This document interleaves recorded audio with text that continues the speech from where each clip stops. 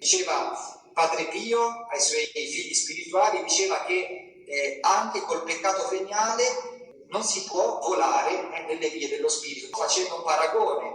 Diceva: se un laccio è grande o un laccio è piccolo, sempre impedisce a un uccello di volare. E quindi questa è la verità: il laccio grande è il peccato mortale, il laccio piccolo è il peccato veniale. E allora non imparare a staccarci da quello che ci impedisce di fare prontamente la volontà di Dio e di farla con gioia, di farla con amore, di farla con tutto il nostro essere.